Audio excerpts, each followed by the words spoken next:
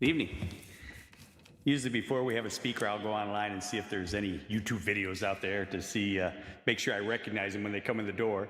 But I went out there today and was looking around, and Scott is rather unique. He had a bunch of, were they middle school kids? Cheering for him.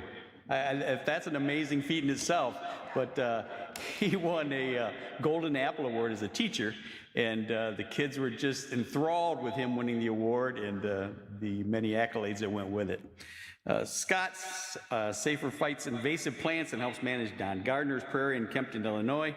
He grew up wandering the woods around Moraine View State Park, fishing local creeks and lakes, and exploring Weston Prairie Cemetery. After years of teaching science on Indian reservations in Arizona and New Mexico, he returned to teach in Central Illinois, retiring this year. Along the way, he worked on various research projects for the U.S. Forest Service, Centers for Disease Control, University of New Mexico Museum of Southwestern Biology, and Illinois Natural History Survey. He's done field work on topics including rodents, Hantavirus, prairies, amphibians and reptiles, birds and insects. Currently, he's learning the intricacies of tending the prairie from Don Gardner and working with his students on a multi-year research project, reintroducing prairie cicadas to the site. After Scott's done speaking tonight, we will take questions. And at that time, please wait for the microphones to come out and get them before you, because we are live streaming this and also recording it on YouTube. So without any further ado, Scott, come on up.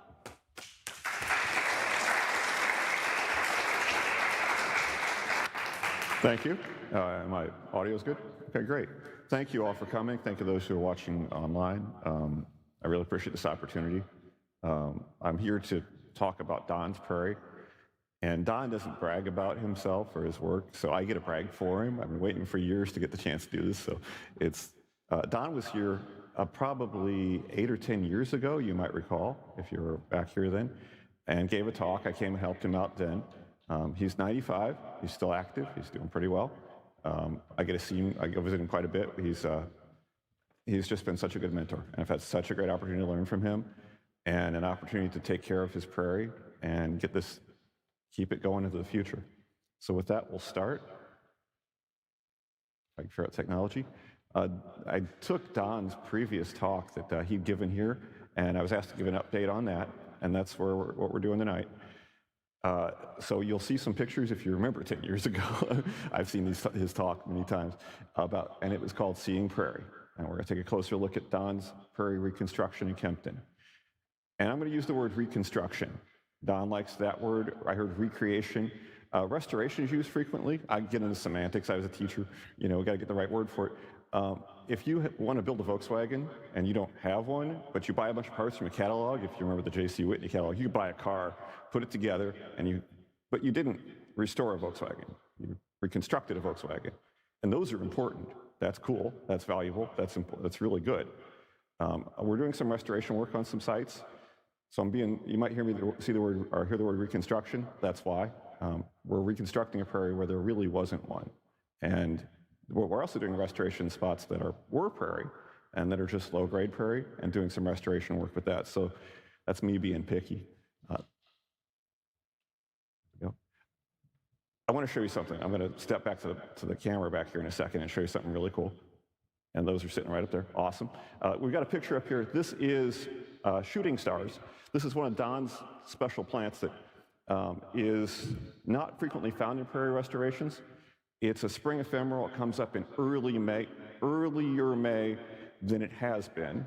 We're seeing it much, much earlier. The master naturalists were out this year in the first weekend of May, and it was almost too late. And it varies with the seasons, but it seems like it's becoming earlier. And what you're seeing there is an American bumblebee, which I think is Bombus pennsylvanicus, and it is buzz pollinating this little flower. It goes up to it, and this is early May. There's nothing else flowering. This is a critical spring food source for these little bees. And they go up and they buzz pollinate. They get underneath there, that pollen is stuck in there tight. And when the bee, you can see its wings are blurry, it's vibrating, and that releases that pollen, and it collects that, and it can go to the next flower and do the same thing.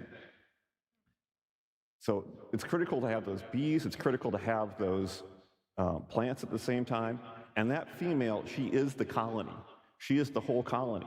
She bred in the fall, she overwintered, and she's it. She burrowed in the ground, came up in the spring. She needs food to make the entire colony. She carries the genes for the whole thing to happen. And so she's important in the spring. When you see them, they got the future right there. She's it. There's no males in the spring. It's just her.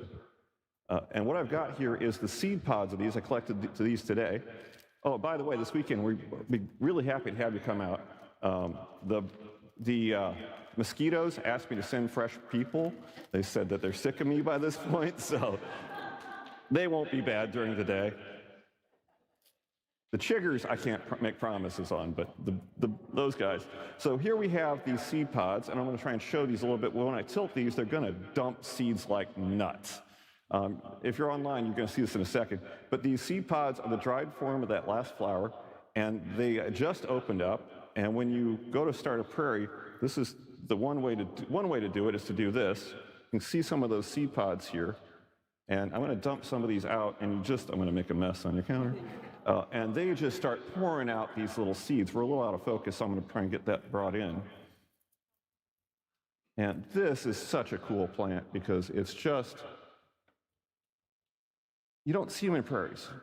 You don't see them in restorations or reconstructions because and that's the scale of this. I'll put my finger in there. It's small. These are tiny little seeds. We sprinkle them out. They take 5 to 7 years, maybe 10 years before you get a flower. Most people don't have that patience. You can't buy these at the nursery. You can't get this stock. You can buy seeds I've seen around, but it's not commonly done. They take time. This whole process takes time. So if you're working on a prairie, allow yourself time, all right? It's going to take some time. Where did I put that little remote at? There we go. It's Dodecatheon medii, or prairie shooting stars. And don't get me started on Latin names. You get botanists. I'm not a botanist. They get into it. I'm still learning a lot of Latin names. And here it is again, the shooting stars. This also shows it with the wood betony in May. And it is stunning. If you can get up there and visit us in May, it is a beautiful 15-acre field of amazing shooting stars and wood betony, and it's just incredible. It's really amazing, and Don carefully managed for this. This has really been worked at to get there. Here's a picture I call How to Get Chiggers, and if you ever had chiggers, you know you don't want them. This is my wife and her niece, Aiko, and Don Gardner in the deeper part of the prairie later in the season. And you didn't get them that day, but we've gotten them before, and it's not a fun experience. So always fun to be. And the question is always, where is Kempton? What is Kempton? Why is Kempton? And we ask these things all the time. Why are we here? Because there's nothing's nearby. We're not in the middle of nowhere, but you can see it from there. It's nearby. Kempton is northern Ford County, and why is Ford County shaped the way it is? Because no one wanted it. It's one of the last counties in the state that they formed because it was a swamp, it was a mess, it was a malaria pit, and you couldn't do anything with it till they drained it. And they drained it. Now it's some of the best farmland in the world, which is something to be proud of, but it's also was a beautiful wetland. It was an incredible, productive wetland. And I want you, this map is beautiful. It shows you how many acres of prairie there were in 1820, estimated, for each of the counties. And if you look at, Ford had like 2 groves. So they had Sibley, it had 5 Mile, is that what it is, over at Paxton? That's about it. There's another grove up by us called Malone Grove. There's a few. Fugate Woods, a few places like that were around along streams, but there wasn't much. Look at McLean County, a lot of prairie. Not a lot of groves, except Blooming Grove, obviously. And here's Kempton, in the middle of that prairie, and it's tiny. We're about, the sign says 200 people, but it's exaggerating. There's not much there. There's a school, there's a little bar and restaurant, which is great. You get a chance to visit on Saturday, Tom's. I'm putting a plug in for Tom Stafford. And then Don's Prairie. But also around it, we have some really good sites. There's English prairie down at the bottom there. It's a quarter-acre triangle that they forgot they owned. And so it's benign neglect for decades, which is great, and was great. Any more benign neglect is not real. Railroad prairie, which is really cool, a glacial moraine, and then further up is where Don started his prairie at. He's got a field in the west that he turned to grassland, he refers to it as, and then Broughton Prairie Cemetery, about 5 miles away, is a prairie cemetery. It's not under full protection, but it's protected by the cemetery board, so it's a site that we work with as well. Kempton is there because the Bloomer line came through. There was a settlement before then, but when the Bloomer line came through, it brought some economy, and Kempton used to be a town that actually had businesses and stuff, and you could hop a train to Pontiac and go to school and go shopping and get back by afternoon. It was a booming little place for a little while. And along the side of the railroad there, you see grassy areas and wild areas that they didn't disturb, or they disturbed it when they put the railroad through. They cut some road cuts and stuff, and then the prairie moved back in 150 years ago, 170 years ago, something like that. And it's resettled some of that as disturbed prairie, but it's really old disturbance, so it's kind of become pretty solid prairie. So we have really, really good prairie. We have some second growth that's really good prairie right in the area. And that's where Don grew up. He was curious about those plants growing up there. He wanted to know what are these plants? What's going on here?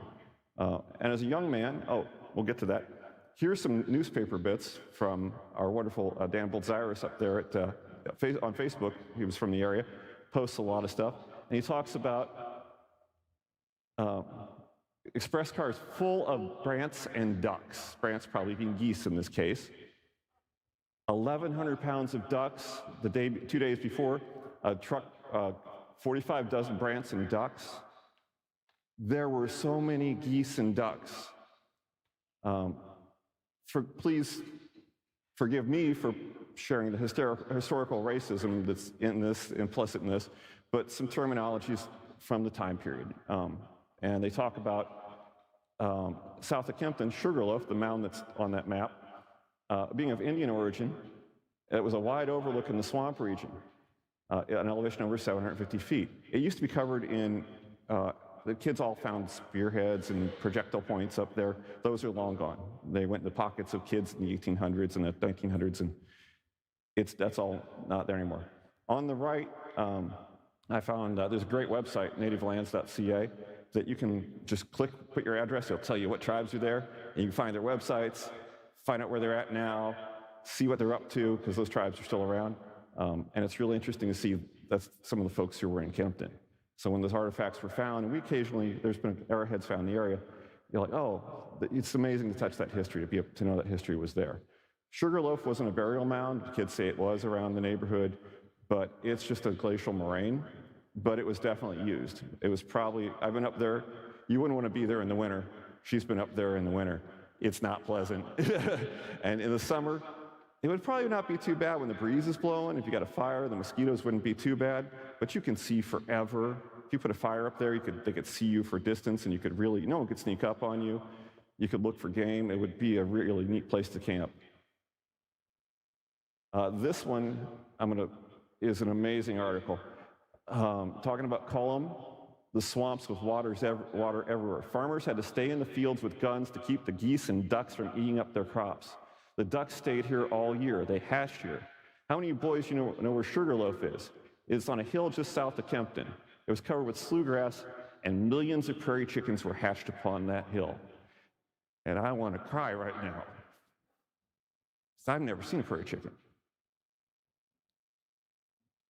There's a couple dozen in the state.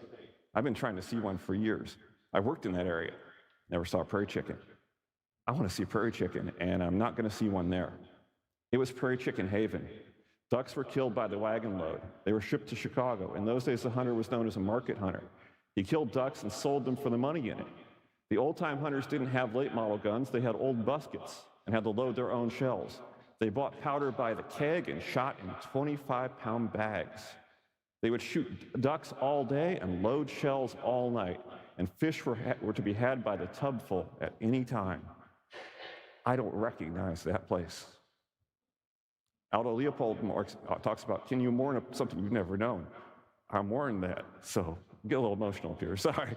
A little more cheerful note.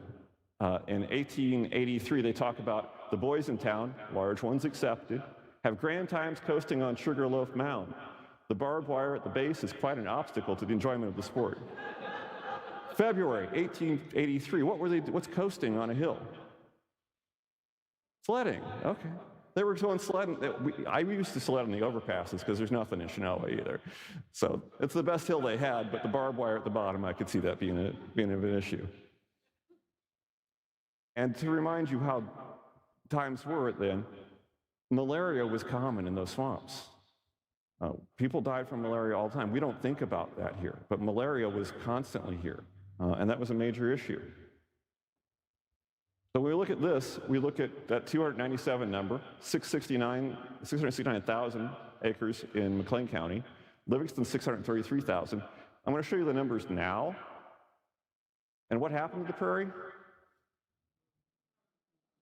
It was profitable. It's great soil. Oh, I'll go back. We look at those numbers now. Ford County has 6.4 acres in native prairie. 6.4. It's mostly Paxton. I think it might all be Paxton at the Prospect Cemetery. Livingston County has 2.4 acres. Weston. Weston's McLean. That's the 5 acres there. 2.4, part of that's Broughton. Broughton Prairie Cemetery, and part of that's English Prairie Cemetery, or English Prairie. You look at the other counties around, and the Champaign is 0. And many of these counties are 0.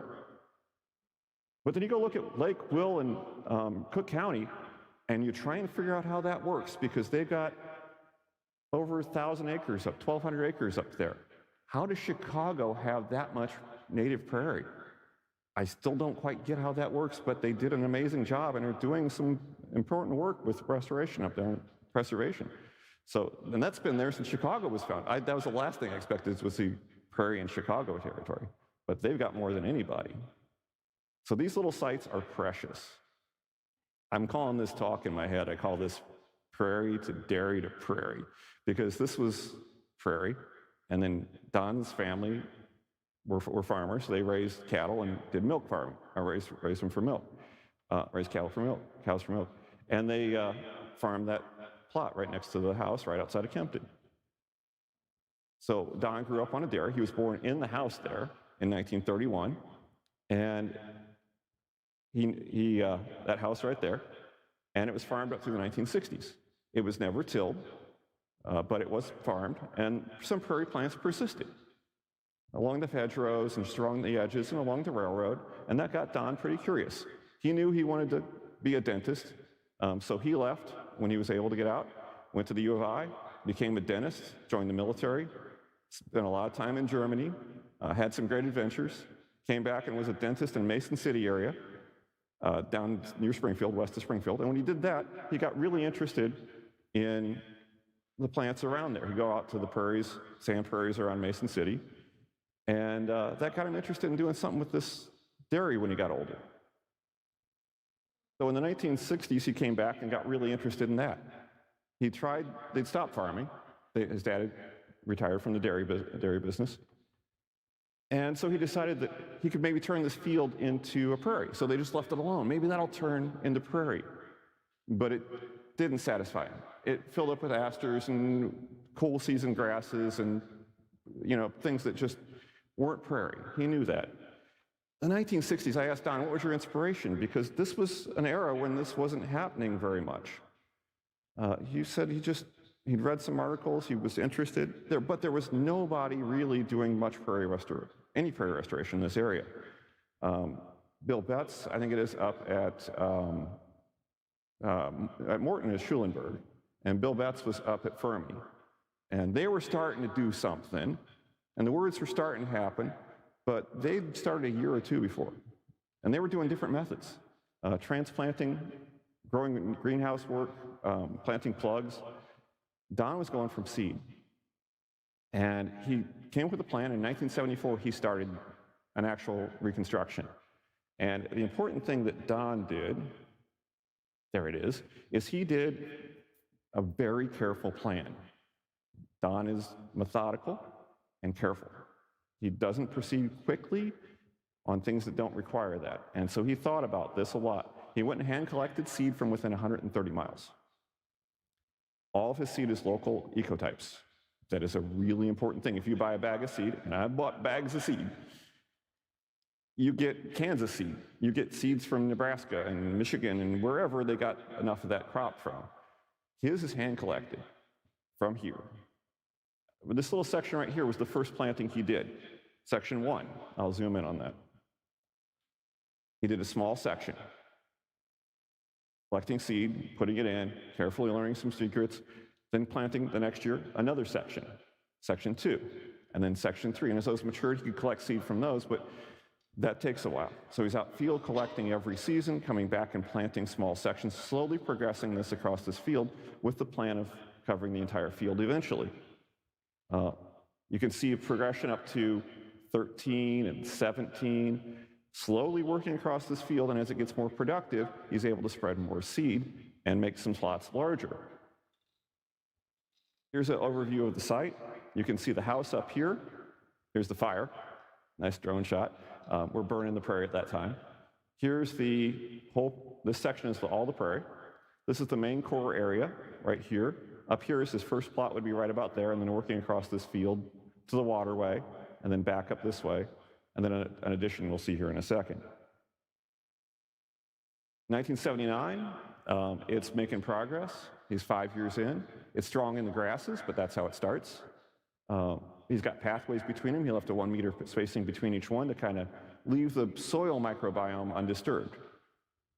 This is 1974. He's thinking about soil microbiomes in some way, or native species that might persist.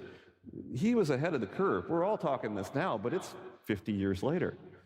He did moldboard plow for the first few years to kind of get the soil, and then he tried to let weeds come up and treat them, and then he realized that's causing a lot of soil disturbance, and it wasn't really preventing weed growth. The annual weeds that pop up are going to come up either way, so we're going to deal with them when they come up.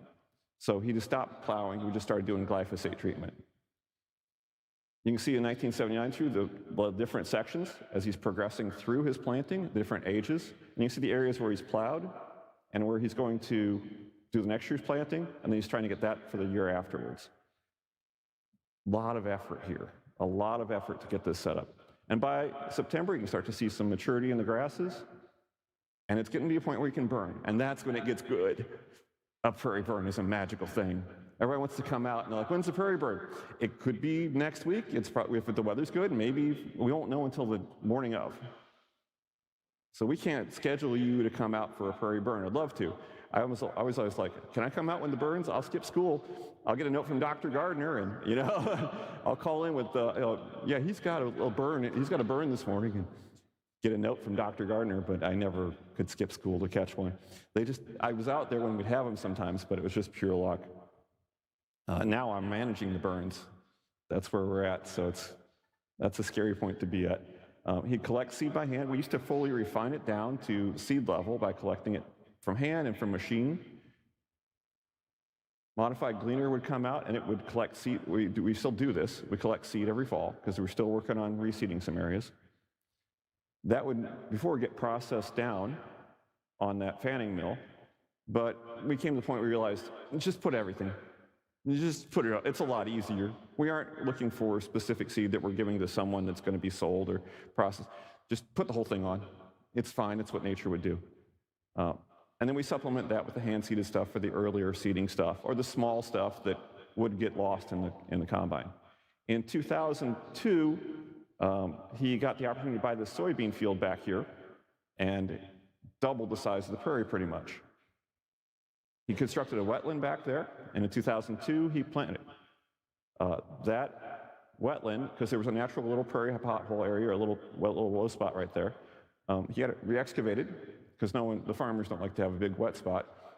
So he had it dug out again, and that provides a lot more biodiversity, including good dogs, It attracts good dogs. But if you look in the back, and you've ever planted a prairie, you recognize what a first-year prairie looks like. Terrible. I've planted prairies at schools, and I tell the admin, don't look for 3 years. Don't even look back there. Don't complain. Tell everybody else don't look. It'll be fine. In 3 years, it'll start to look like something. But the first year is ragweed, and it's velvet leaf, and it makes you sick to see it. And you're like, what did I do wrong? Nothing. Those seeds were waiting. They just got an opportunity. They'll be gone in a year. The next year, you don't get velvet leaf. You might see a ragweed here and there. Now, we go back and we had to replace a little tile in the prairie, disturbed it, looked like that for a year in mature prairie. Well, mature, in quotes. And then after about 2 years, it looked pretty good. In 3 years, you couldn't even tell there was damage. So expect that. And by 2007, it's looking good, and it's looking amazing now. We still have to go in and kind of dig it out every now and then. It's amazing it rebounds back. Adding a wetland adds a lot of life and a lot of variety, like this, which we'll come back to. It's also a seasonal wetland, so it dries up annually, which midsummer, this year, not yet. Well, this year, But some years it's dried up too early, some years it's dried up too late for the amphibians. That's an issue. That's that first year. And by 2008, you can see those plants that we talked about, the shooting stars, the blue-eyed grass in the front, the wood betony popping up there. Those took 7 years to get there. So it takes time for some of these. And now it just looks amazing. But you can see the age in it. If you come out and visit us, you'll see that age as you walk. You're walking through time and seeing the progression of the maturity of that prairie.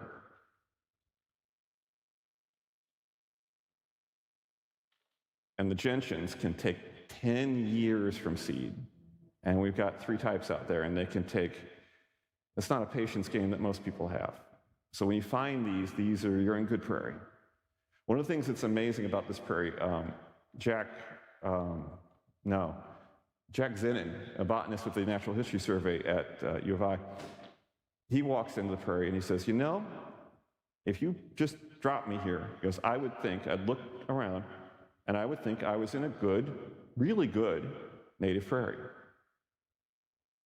That, from a botanist, is about as high a compliment as you're going to get. He looks at it and he says, this looks like great prairie. And that's hard to achieve. One of the things we do is frequently burning. There's Don, putting a fire line down, carrying a backpack. He's probably 92 years old at the time. Don was quite active. And a prairie fire is a magical part, but also it gets it ready for the next spring. We burn in the spring because that allows winter habitation sites and cover for animals.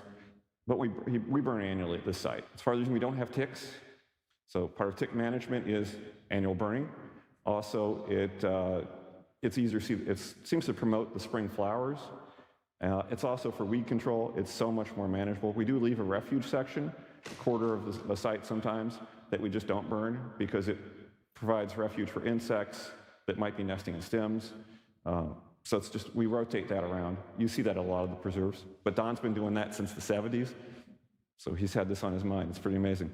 Another site that we care for is Moraine Prairie Cemetery. It's half an acre, quarter acre, but it's original prairie cemetery.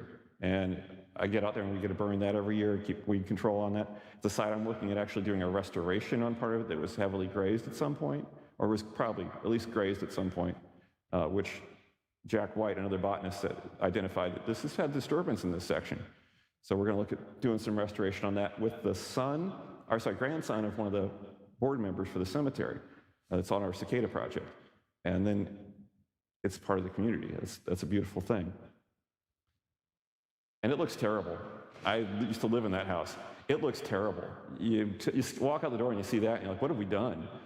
And then in a couple weeks, a month, you start to see these little beautiful things popping up, and the progression is happening. And by May, it's just gorgeous again. So it's amazing how it can keep doing that. So Don has 5 factors that are the major parts of what his lesson was.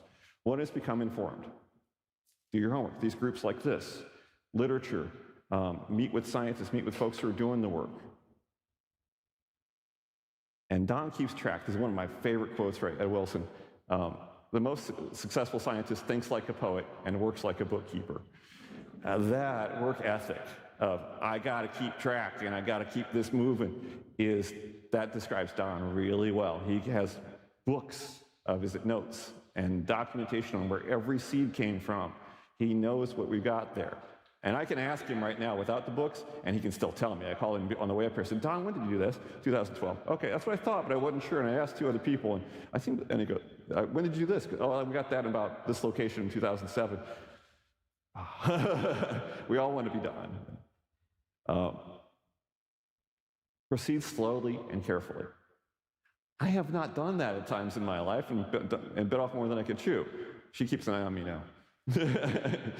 But it's easy to want to do, I'll do 40 acres, I'll do 5 acres. Maybe you should do half an acre, and then do another acre, and then give it some time, and manage what you can handle, and don't take on too much. Don's really thoughtful about this. Alien species, the invasive plants that we get, are a serious issue. It's not getting better. Get time to get those species that you want in there and get them established. This took thousands of years. Give yourself some time. Make generous use of seed. Most people buy seed once, put it down, they're done, they walk away. And Don has the luxury of having developed, not luxury, he has the benefit of having developed this giant seed bank and then constantly putting it on spots that we're doing recreation on, or reconstruction on. That is not necessarily cost beneficial if you're doing this on a financial basis, but getting that thick amount of seed on there. If you look at native prairies, the seed bank in the soil is dense with native plants. It's incredibly dense. And to get that into your own prairies, you got to put a lot of seed down. So we put a lot of seed. One way to do that, I'll show you in a second, is to have a nursery. And he talks about that here. Apply the greatest possible diversity of local ecotype. So you want seeds ideally from the local region. One of the amazing things about Don's Prairie is it is local. It is from that 130-mile radius. Most of it's within a 30-mile radius. So he started a nursery, and these are rows of shooting stars and spirabolus here, prairie drop seed. And you'll find prairie drop seed if you go out into a good prairie like Weston. And there's one there. And you might find one over there, and you're collecting seed, which you cannot do at Weston, but if you're doing that in sites where it does exist, you get a few seeds here and a few seeds there. You can fill a bucket full of seed walking down these rows. Down one row, you get half a gallon of seed, and it's amazing because he planted to produce seed. Now, we're no longer maintaining the nursery as a nursery because we've got what we needed from it, and it's naturalizing into the prairie around it. So when you see that, it's starting to fill in. The rows aren't as tidy, but they're filling it with beautiful things, and it's okay. And plan for long-term management. How are you going to protect this site? Sarah Hostetter over here has worked with ways to zone that so it's properly protected long-term for her sites. Establish a schedule for periodic burning. Aggressive control of problem invasive species is an issue. That is, I will not underestimate that because that's what I do. I did not sign up to spray herbicides. I am not a fan. Can we do this organically? We cannot. There are no native sites that are going to persist without management. That's not what I want to say or what you want to hear necessarily, but you have to manage these aggressively. If you do not have native sites. I see people at Weston right now working to do, I saw them doing clover control the other day by pulling. It takes a lot of labor to maintain a native site in its native form. Benign neglect is no longer a thing. This is the scourge of my life this spring. Anybody know what this one is? Poison hemlock. This is about that tall, and we had a giant stand of it we tried to ignore for a little bit. Don't ignore that. This was a stand that was ignored at a nearby farm. That's a half an acre of solid hemlock in a horse pasture that will never be pasture again. That's all one of the most poisonous plants on this planet if you ate it. It's almost entirely a death sentence, and there's no treatment. And it's excruciating from what I've understood, too. I see it growing in backyards. There's a stand in Piper City that they just took care of, but it's already 8 foot tall. We've had it in our backyard, in my little prairie that's just, not half the size of this front area. It's really out there, and it takes over and seeds quickly. I fight this, and I'll be on my watch list forever. But it does respond to spray. There's none that I know of that are going to set seed this year on our section and on the section right around it, because I'm actively, aggressively treating it. The one on the left is less of a concern for invasion, but it is an issue, is parsnip. Anybody know this little guy? Pretty one. This is crown vetch, and if you come out, you're going to see some scars on the prairie, because I found a patch of it, and there's not much choice besides hit it. And so I've hit it, and the scars are there. And they'll grow back, because it's a rich prairie. But if I let that go, it will take the prairie. This is what Don had fought for 50 years. This is, anybody know what this is? Sweet clover. You pulled it. You've been there. You're the ones that come out and you're like, there's a sweet clover. And then you walk over and you pull it on your own. I'm like, thank you. You can come out next week too. You can come out tomorrow. This is what I started doing with Don with sweet clover. And next thing you know, I'm still there. That's our west fields. And we don't treat the sweet clover out there because it's 75 acres and we don't have that capacity. And it doesn't need it out there. But that's what happens if you don't do sweet clover. And that's what Don's was starting to look like in the 80s. And they said you couldn't take care of it, and he spent 50 years, and this year I probably spent 10 hours in the main prairie this year on sweet clover, which is remarkable, because it's really decreased to that level. It's not much. I'm spending my time on other things, and there's plenty of other things. But the main prairie is looking good. That's, again, the West Farms. That's our other sweet clover, the white one. Don't have it on our property, but it's right next door, is Phragmites. And this, once it gets in there, I still don't know how to kill this. I know how to set it back. I know how to make it mad. I just don't know what to do with it yet. So we're just keeping it back. So some factors that Don mentioned, again, were become informed, proceed slowly and carefully, generous amounts of viable seed, greatest diversity you can, and long-term management. And remember what you're limited by and how you're going to keep this in the long term. Work slowly is his thing. With that, Don's created a site that has 140 to 150 native species of plants. For our reconstruction, that's quality. It's exceptionally high quality.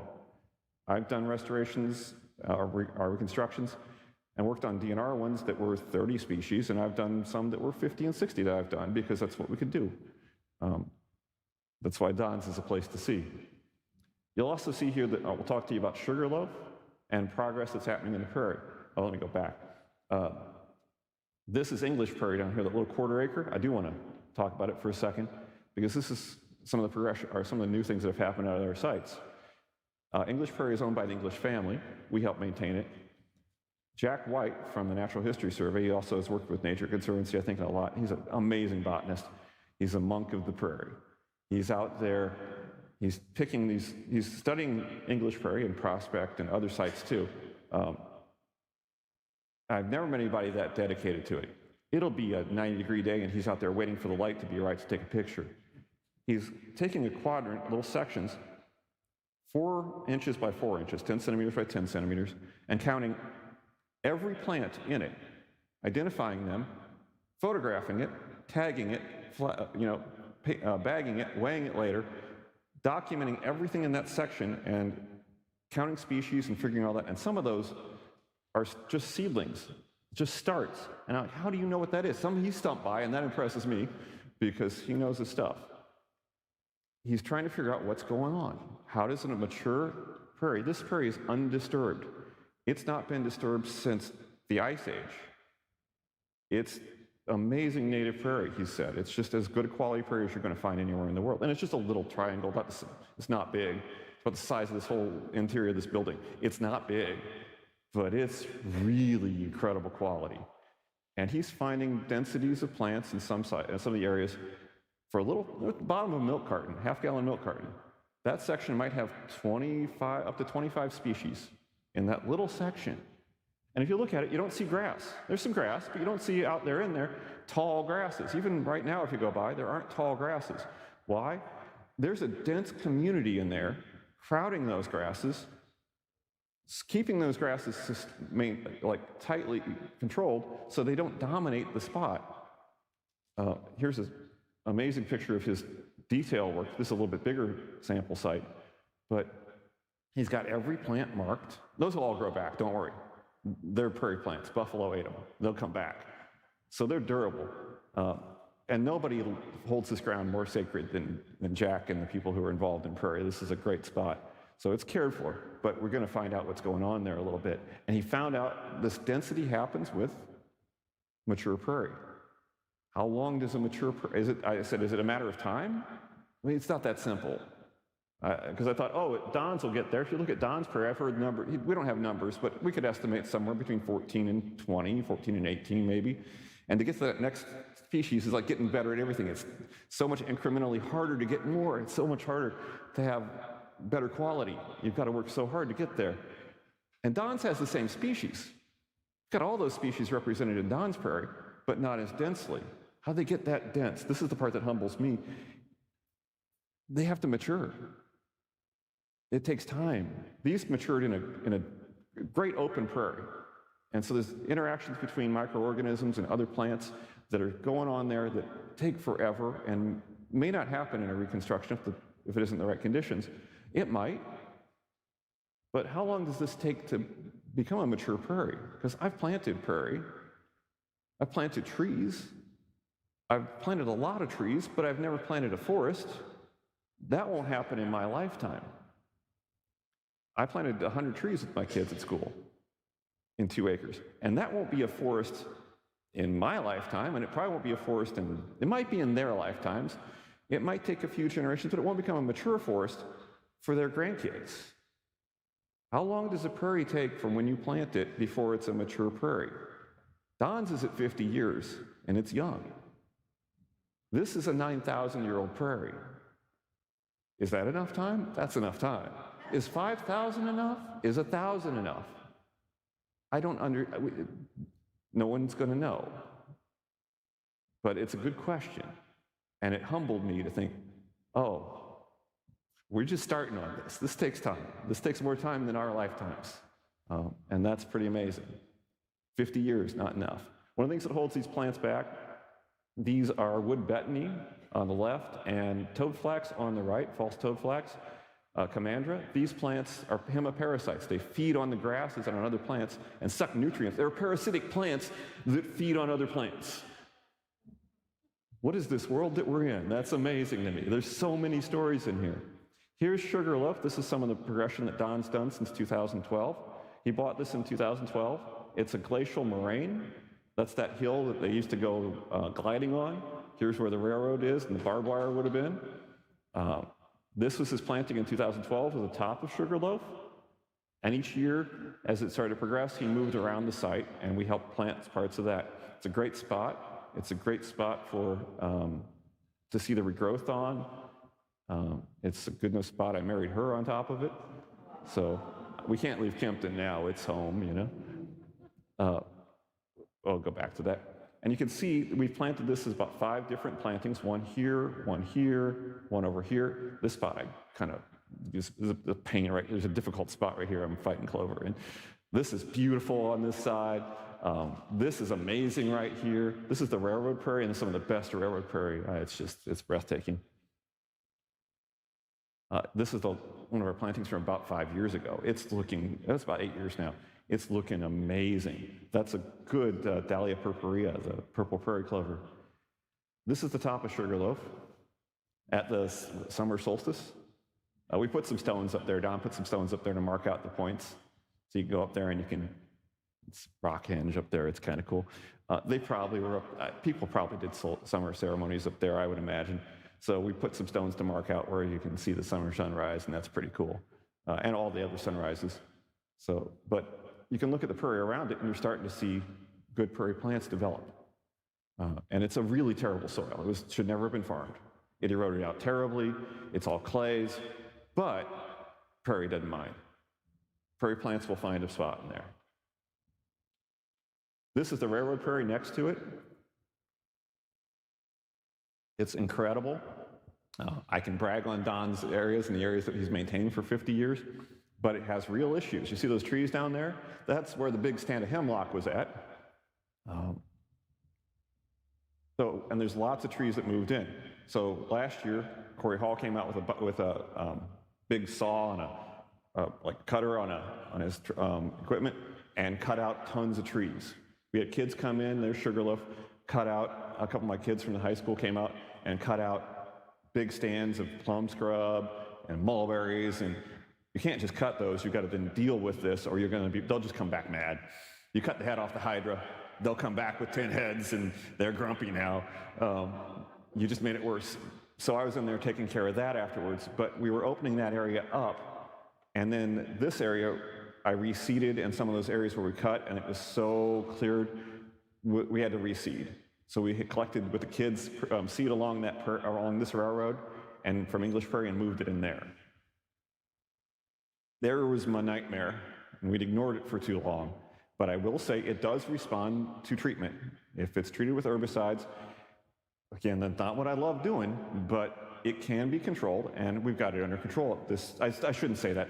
It looked good yesterday, but we'll see how you turn your back on it for a minute and, oh, I didn't see that. I swear some sweet clover flowers when you turn around. If you see some while you're out there, let me know. We burned it.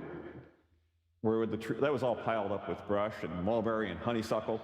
And I don't have a picture now, but it's all velvet leaf and it looks awful and ragweed. But it's not wooded, and we got the hemlock under control at the bottom of it, and it's gonna be something. It's been reseeded. Tons of seed collection. And one of the plants I'm watching along the railroad is this little green milkweed. This is Asclepias verticulata, I think it is. And we got 3 of them. How do they survive with 3 plants? If that was an animal and we had 3 of the species, we'd be real concerned. They're not breeding with another population that I know of within distance that a bumblebee would fly or whatever pollinates a fly. But we've been taking seed from the ones we have, and now we have 5. We got a couple more extras, and I'm looking at a couple folks who are having some success with these in the area, from Loda area, and hopefully get some seeds crossed between the 2 and get a little genetic variety from within our region. But that's one of every time it flowers, I'm like, please make some seeds. And it's got seed pods on it this year, so it's doing well. It's short green milkweed. Okay, I want some seed. If you get some, I'll trade you some. We'll get a little diversity. We'll do matchmaking for plants. It's great. One of the things I started doing was when I got to Piper City and got to teaching in that district, I heard frogs when I was interviewing, and I'm like, where's that? And so I tracked down Don Gardner, because I was doing amphibians, and it was interesting. And I brought kids out from school. And Don wasn't the person who'd worked with kids.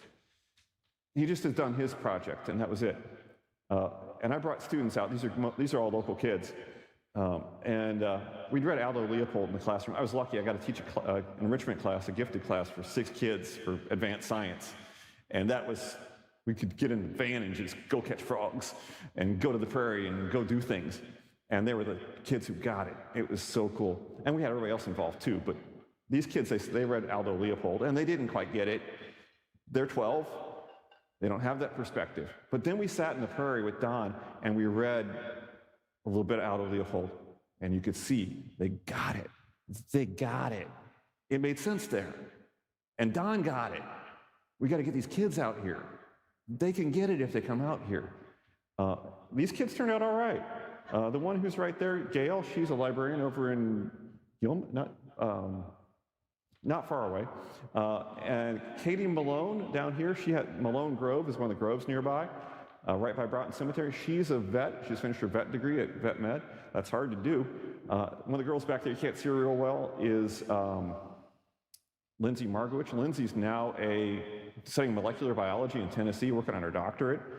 Smart group of kids, you know. They're all doing okay. So it's just really kind of cool what can happen. They were probably going to go there anyway, but it's neat to be a part of that time. Mitch Woods is a brilliant kid.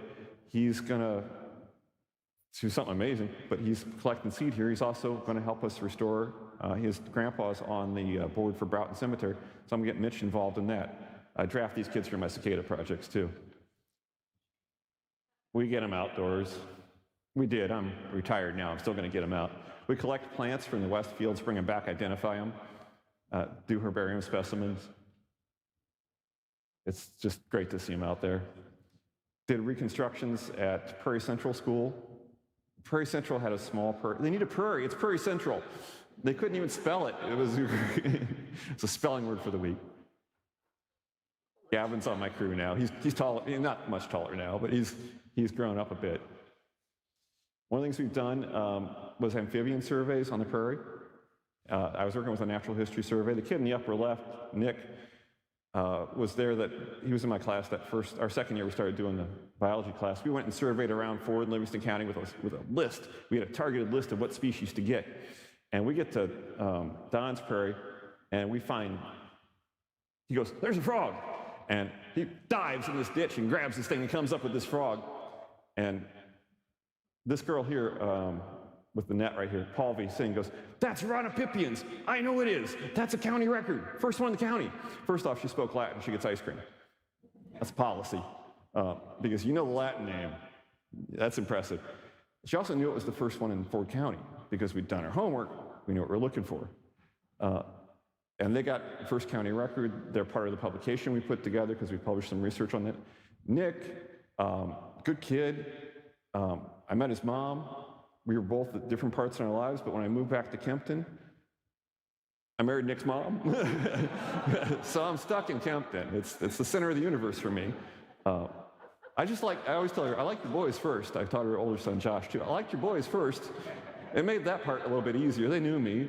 We like doing stuff together. So Nick's a hoot. He's still out doing wild things. He's having a great time. But they got the first northern leopard frog for Ford County. I think we got 2 or 3 county records with that group of kids. Skipping school to go catch frogs is a good day. Ashton Roach is doing a lot of farming down by Gibson and doing a lot with intercropping and some research work on native species work down there with farming. Doing real well. This is at Don's Prairie also in that wetland. That wetland is a rich spot. We found we found smallmouth salamanders. It's a larva. The kid who found that, Matthew Huseman, is now flying helicopters for the Guard, and he's, if you're Bloomington, you might know him. He got some big awards here as a student. He is working on, he goes, my first paper was in herpetology, but my next paper will be in geology. He said that in like 8th grade. So he got this, did a presentation up at Wild Things. He's working on his doctorate in geology when he's not flying Chinooks. So he's an interesting guy. We got published in Herp Review with work done by our students. A copy of the poster is back there in the article. These are 8th and 9th graders and 10th graders. They're doing real research. They can do real research. If you know what to look for, they can do it. We're working on our second publication, and it's coming. We're trying to get one more. I've got 2 on that one we found up there too in Kempton. Little gray tree frogs. This is when the pond is drying up. We went and scavenged and saved the last of the salamanders and got them into my backyard pond and Don's backyard pond because the pond is drying up and these salamanders weren't quite ready. They needed like a week and they weren't going to get it. And the raccoons were going to be there, so they got transplanted. We get little visitors, you know. This is a great species, the smooth green snakes. They're around the railroad quite a bit. Their populations aren't doing well around the state, but they're over there. Anybody, do you see it? I didn't see it when I was in the pond, I'll tell you that, until I saw it, and I'm standing way too close. But it's this one. They're ancient. When you run across one, you're like, I am seeing a dinosaur. It's so cool. So you see it down there now. The nose is down towards the bottom, and the shell is that big curve up there. There's another, do you see it? You know? I saw one of these yesterday, and I'll probably not see one again for months if I see another one this year. The milkweed longhorns are great. We get a great diversity of insects as an area of research we're going to get into. There's that American bumblebee again. The dogbane beetle must be the prettiest beetle in this area. It's just one of the best things around. Prairie cicadas, if you've been part of Wild Things, had us give a talk. Wild Things are Wild Ones. Y'all confuse me, I screw it up all the time. But you're the same audience, so it's okay. The kids did a talk about Wild Things. They did one online recently, too. So you might have caught that one. I'll give a short bit of information about this. Prairie cicadas, Megatibicin dorsatus, is a really interesting species that it's found in old prairies. Can you figure out which one is that prairie cicada?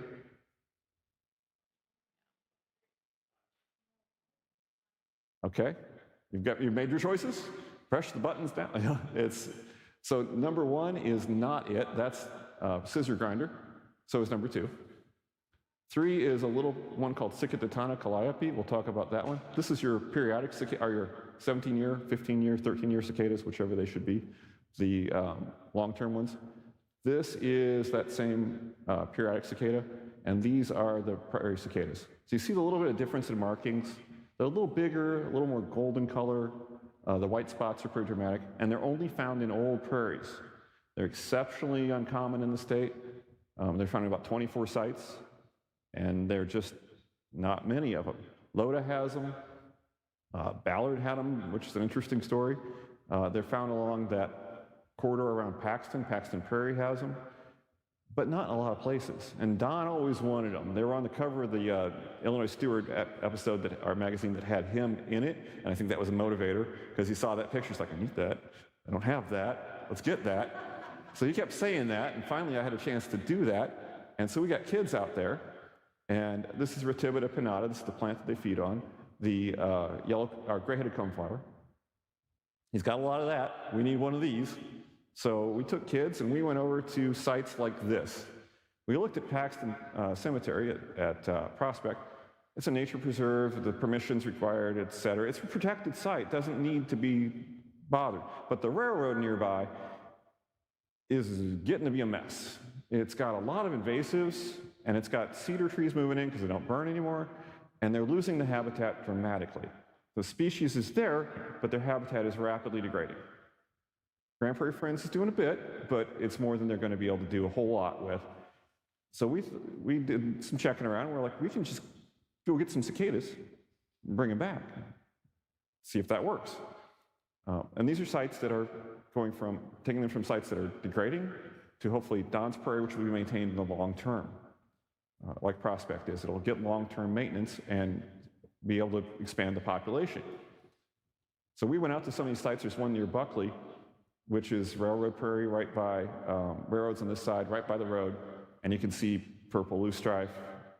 It's a big open section of prairie for another story, but there's some good prairie in there, and there's cicadas. But it's always the day, like it's the first week of August, and it's always like 98 degrees. And it is terrible, and then the cicadas love it hot. And we're out there just sweating. And we can catch the males easily because they're noisy and they buzz around, and the females are subtle and hard to get. So it takes some work.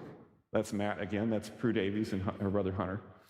And they think they got one, and it's probably a male.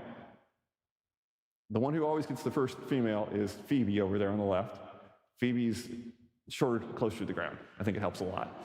She's got the magic touch too. She can just catch it. There's the one that got away.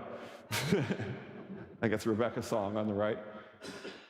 And these kids have given this talk. I'm stealing it from them tonight. They could come up and Phoebe can do this talk. That's Phoebe in 2nd grade. She rolled out of bed, caught the first cicada, of course. That's why we can't take her every time. She's good at this. She could give this talk. You'd have to stop her. She can talk all day. She's a really dynamic speaker. Starting in 2nd, 3rd grade, she's that energy. You know, she knows her stuff. Yeah, it's pretty amazing. Bring the cicadas back, transplant them into this tent. Now, when if you go out this weekend, you'll see 2 tents up. We'll put a 3rd one up. We continue to put the tents up every year on the oldest sites to see when they come up. One of the questions is how long are the cicadas underground? How long is the species there? Because no one knows. Every site they're at, they've always been at since before people, so how long are they there before they mature? Here we are releasing them in the tent. That's laying eggs immediately. They're gravid when we put them in, and they just start laying eggs like crazy. So the hope is good. This is going to work. We won't know until it happens. There's eggs laid inside of a nest of the coneflowers. And hopefully this will take. It should.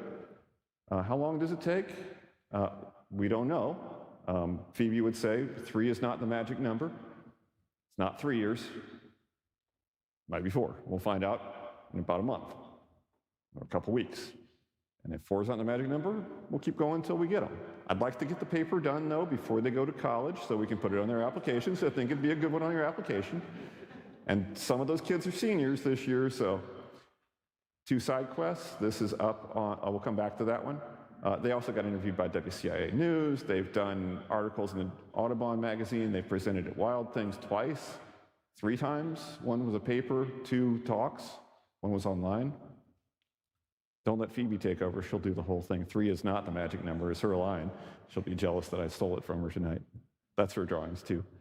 2 other side quests are rare prairie cicadas that we found unintentionally. Cicada calliope. This one, ready back there? This one, I used to find commonly at Don's, and then I couldn't. We talked to a researcher at the U of I, and she said, oh yeah, this species, its frequency is really high. You can't, I used to find it, and Don couldn't hear it, but it would land on my pant leg. I'm like, it's calling on my leg. Don goes, I just can't hear it. He has a hearing aid. And I hadn't heard him in a couple years. Well, we went down to the U of I, and Katie Dana, the researcher on cicadas down there, she said, oh yeah, most people over 50 can't hear it because the frequency is too high. I said, well, I used to hear them all the yeah, I did, 10 years ago.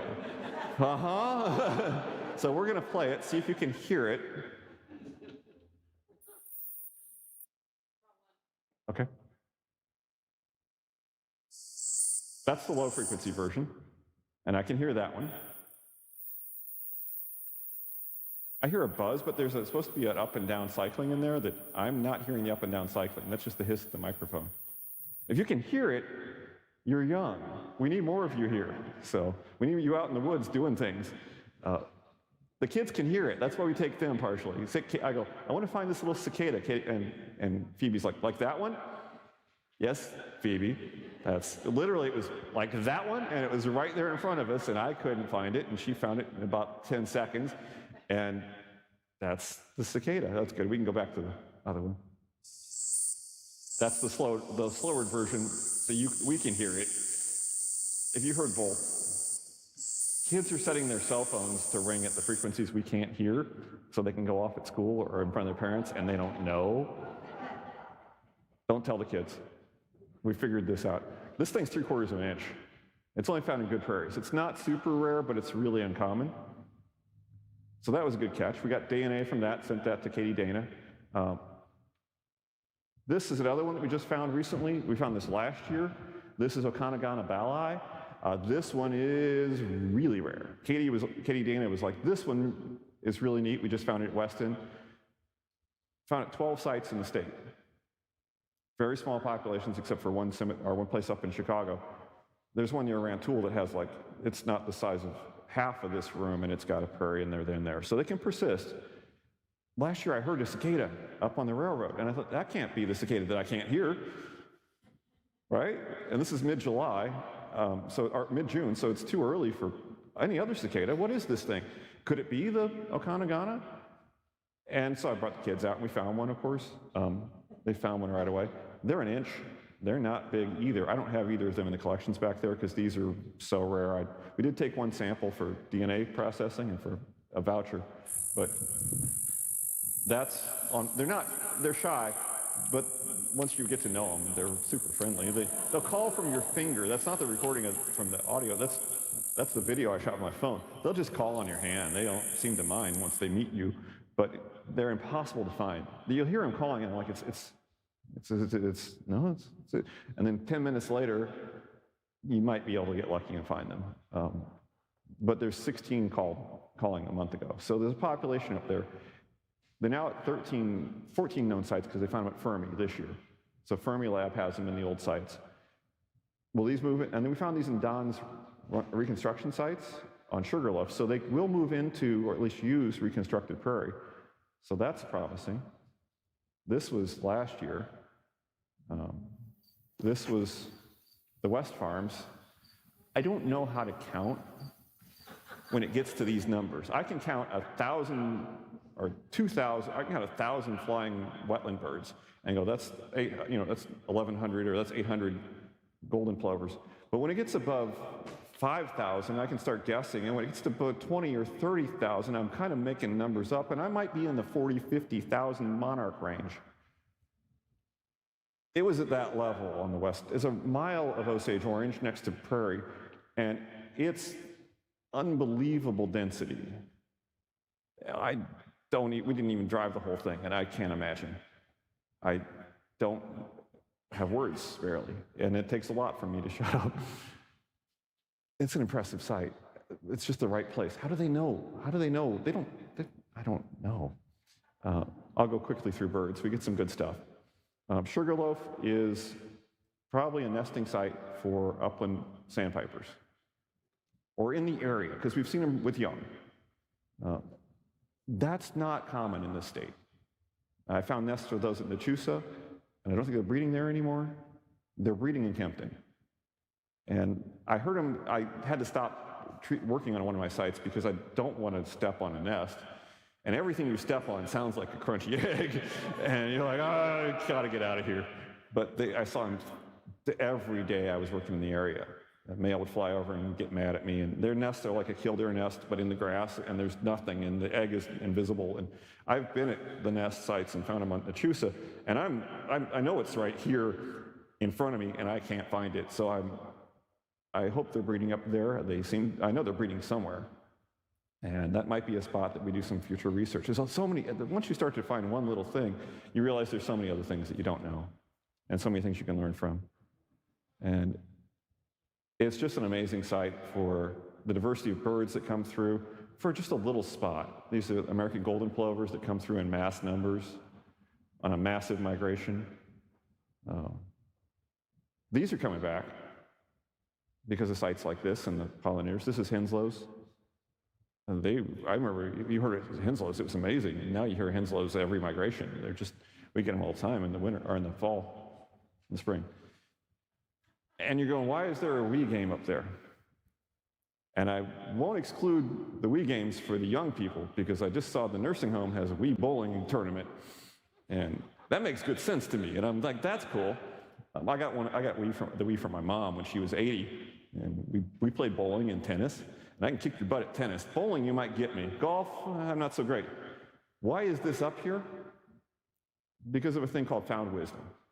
And found wisdom is where you didn't expect to see it, and then you get it, and you're like, whoa, that's profound, but unintentional. This was the save screen when you got done with your game. And I saw somebody talk about this, and I was like,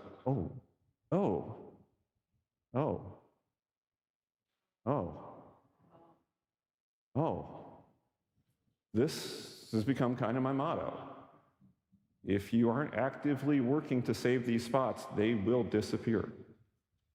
I will spend the rest of my life taking care of Don Gardner's prairie, doing research and keeping hemlock at bay, and keeping the sweet clover down, and enjoying the sunlight and the plants and watching them in green milkweed put seeds out. But if we don't actively manage these sites, they do not persist. And you are the people. You are the audience. If you can't do it with your own labor, figure out a way to support the folks who are doing it. Because if we don't, we lose these sites. That railroad, if it's not maintained, will quickly become wooded and the prairie is gone. If Don's site doesn't make it to the next generation, and they don't take it, then it doesn't persist. And if these sites aren't maintained, all of these sites that we love, they will not persist. And we got to work towards that. And it takes more than ever. The invasive species, all the pressures that are on them, it's a lot of responsibility. You do what you can. You do what you can with it. And every bit matters. And it's an inspiration to keep moving with it, because it can be preserved. You can hold back some of these tides, but we got to pick the ones we're going to save and do the best we can for them. And that's a mission for all of us. And there's beautiful examples of what 50 years of work can do, a lifetime worth of work. And I hope the next generation, maybe one of those kids I taught, maybe one of their kids, when my turn comes to hand it off to somebody else, someone else will pick that up and keep this going for 9,000 years more or something. But it's kind of inspiring what can be done to see this. So I hope you come out and visit us. Be prepared for heat. Be prepared for some beautiful places and see some neat spots. So we'd be glad to have you. Thank you for talking.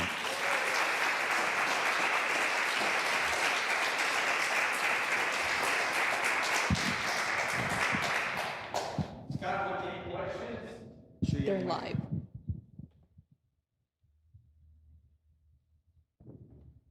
Don't put that on the piano. I know better. I'll take any questions if anybody's got some. First of all, thank you for taking care of that prairie. Oh my gosh, it's amazing. It is. If you haven't seen it, you just have to see it. Second of all, so what other invasives do you battle out there? Are there? Those are the big ones. The sweet clover, a lot of people don't worry as much about. The hemlock terrifies me and keeps me awake at night. But now I've found it's manageable. We can keep it under control. Constantly trees moving in. If you don't burn, if you don't consistently treat those. I've been watching what else. You watch what's coming from the south, what's coming from the east, and you keep in touch with the networks of what people are fighting. Right now, that's our main stuff. You haven't seen any Lespedeza yet. No, that will keep me awake. Thanks for putting that in my head. Have you seen it? Yeah. Yeah. Where? Letcher Basin. Okay. Have you been out there? No. Oh, you should see it sometime. I should. Yeah. So, yeah, you want to keep your ears open for these words, and when you hear, you know what to look for, because you like, what? I don't know what. And then the next thing you know, you're killing a section of this to try and maintain everything, and you're doing surgery, and surgery is painful and it hurts, but you have to do this to save sites. So, and having a network of people who know, what is this? Oh, what are you doing about it? Where can I see it? Yeah.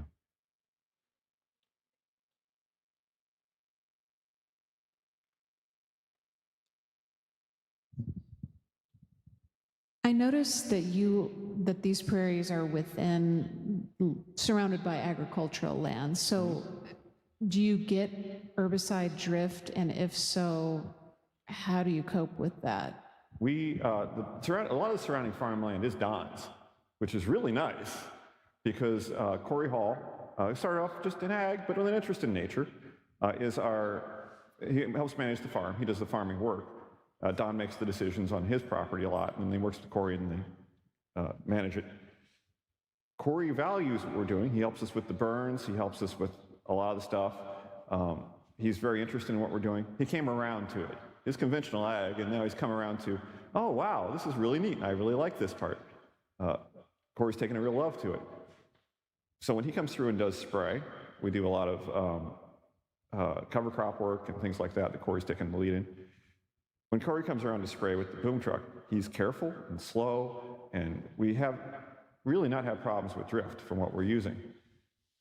One year, though, Corey had a broken leg because he had a truck accident, and they had to hire somebody to come in, and I thought we were going to cry over the overspray onto the silphiums and onto the commandra, which is a great parasitic plant that's really rare. It was all curled up, and it came out of it. But they'd hired somebody who came in, and they go fast because they can get a lot more done and make more money, and they had no appreciation for what was going on there. And I was like, oh, thank you, Corey, for all the work that you've done over the years, because I now appreciate you for what you've done. That's a real lucky situation, or a really good situation at least, in that that Don owns a lot of that land around it, so we can kind of manage that. But it is an issue. I'm seeing it more with trees. But the prairie seems to be that. I thought we'd done so much damage, and the next season it all grew out of it, and you wouldn't know there was any damage done. So it seems to be resilient. Broughton Cemetery, Corey also sprays next to it, and it seems to be doing pretty good, but I've seen some overspray in some of the areas where it can be an issue. A person who's doing the treatments on the fields, if they appreciate what's next to them, it can be done. It just takes you in that little half a mile, a little slower. Set it lower, target your stuff. One thing I do appreciate now is that And this is where technology might get really to be our friend. Corey said their new sprayer has a sensor on every sprayer part, and it senses when there's a weed and only hits it right here, right there, right, and so they're not spraying the whole field. They're spraying that one and that one, and I can kind of get behind that because that's going to be cheaper. It's so much better for the environment and everything around it. It's better for the crops because they react even a little bit. And he says it's just so efficient when it works. When it breaks down, you're in trouble. You know, that's where we're headed. That might be pretty cool. So that's where our hopes are at. But it can be done. How often do you burn? You can turn the microphone. How often do you burn? Annually. Every year, which is a lot. Most sites do it every 2 to 3.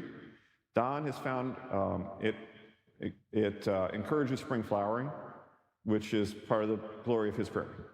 On most native sites or most sites, they do every 2 to 3 years on a cycle, and you want to alternate and let things, let some areas rest. We always leave a refugia of a section that we don't burn, and that'll sit for 2 years or for another year, and then burn the next year.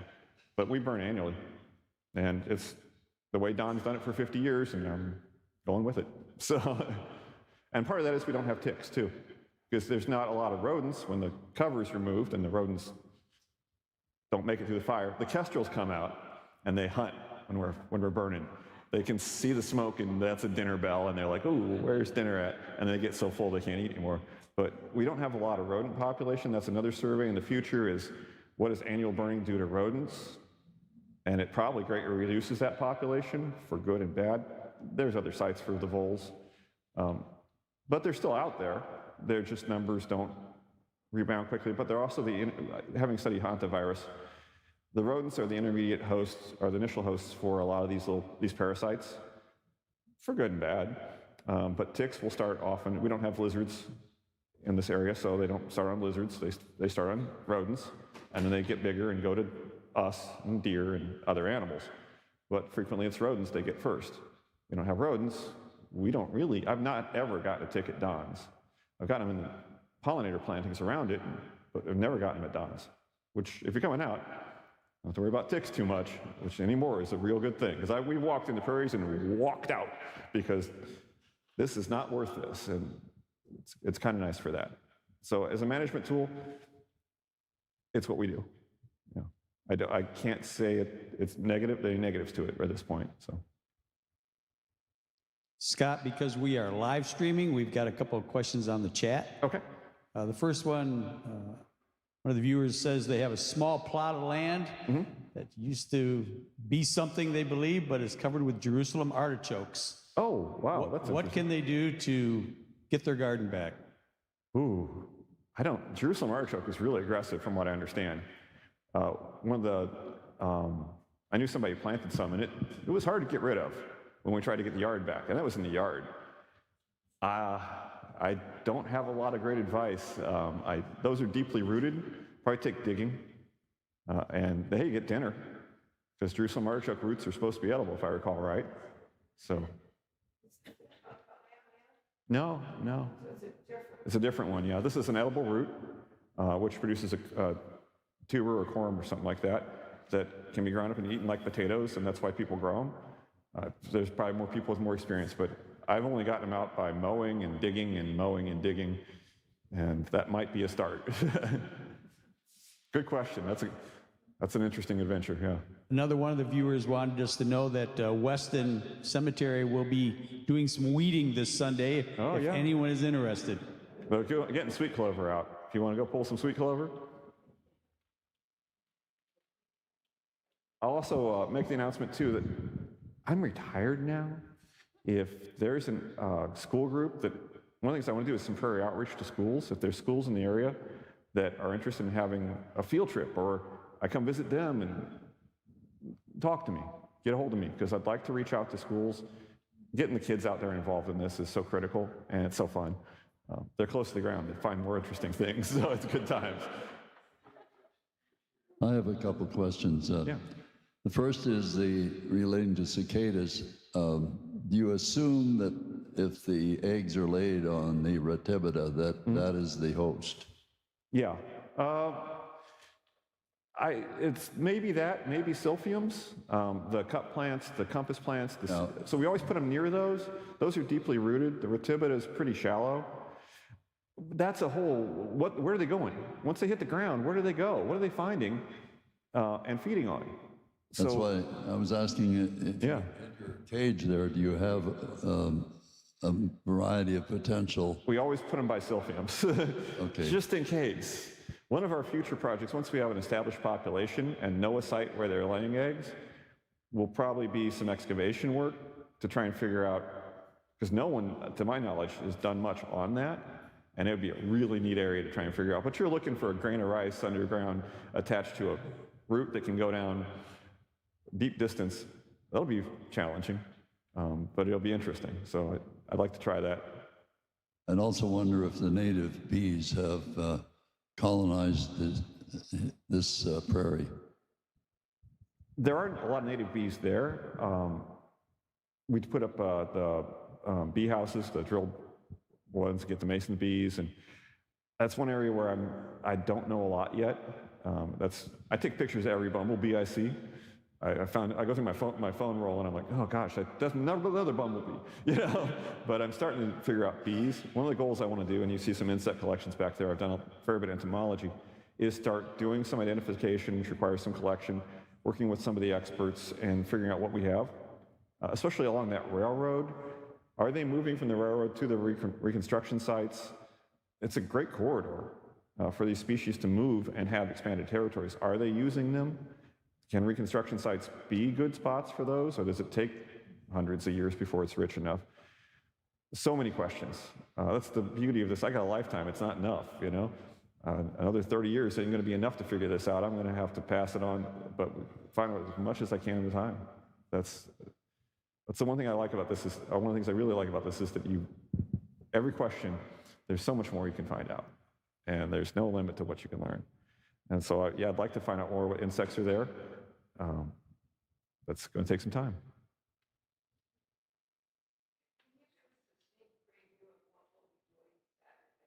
Yeah. Okay.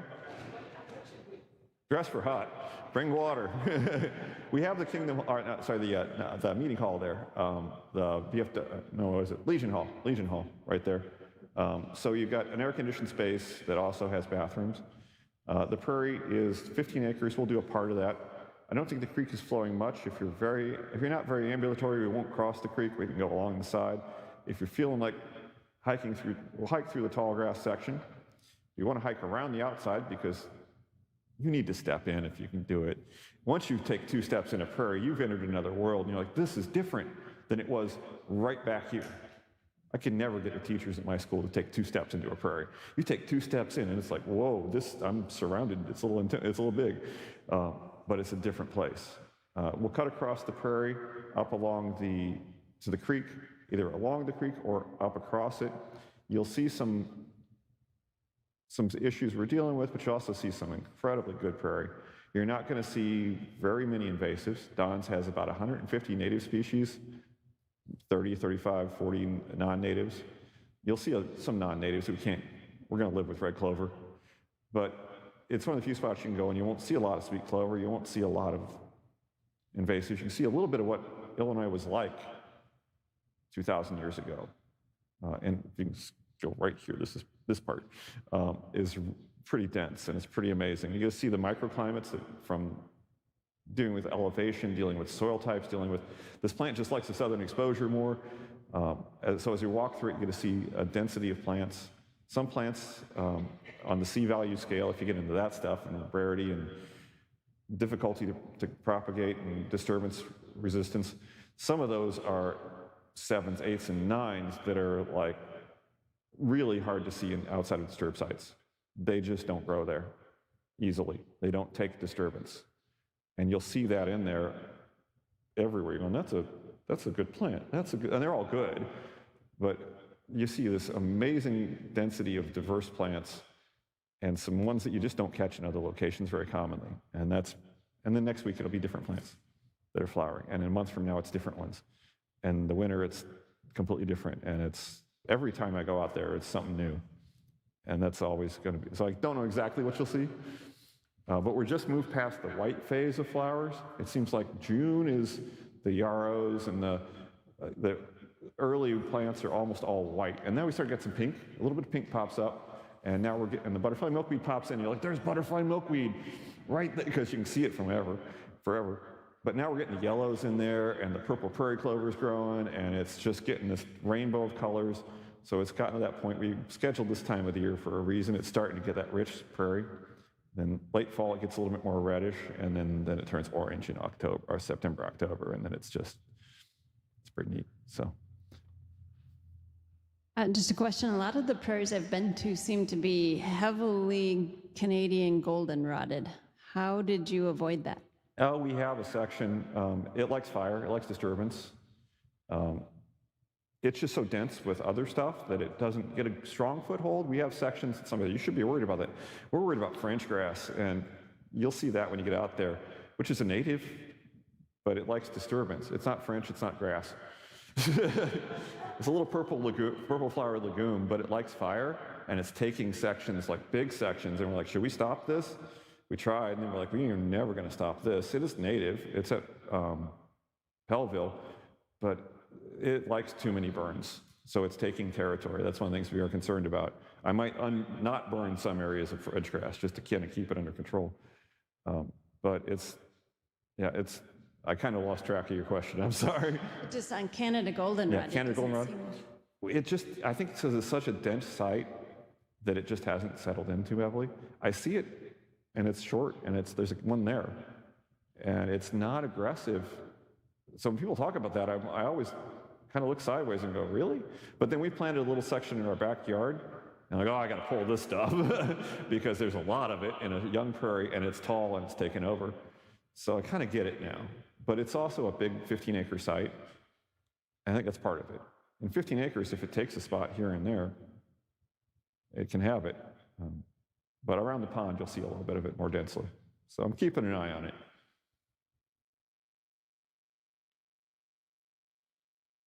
A more personal one, Mitchell Woods. Oh, yeah. His mom, when I told her I was coming to hear you and I'm coming up Saturday, she's very excited. She wanted me to tell everybody what a great influence you've been in his life. He's a great kid. He started off interested in insects.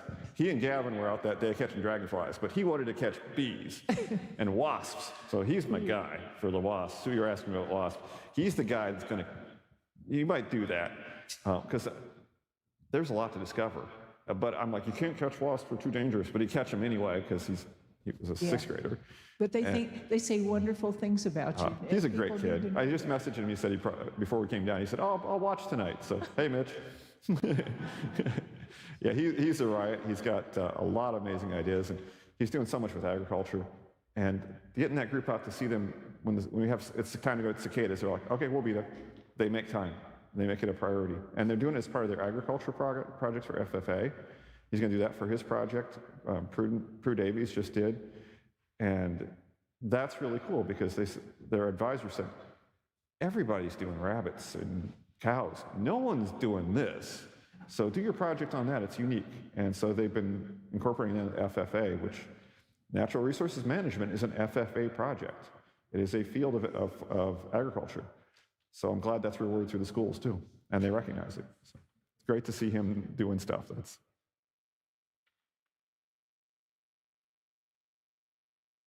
I'll just give a blurb. Be sure to check Scott's table in the back. And I think you're going to be in Fairbury on the 25th. Yep, we got another walk, another hot day probably, but we're going to go out to Fugate Woods and walk through the reconstructed prairie over there. I haven't had much to do with it, but we're going to help replant some sections with some of the shooting stars here.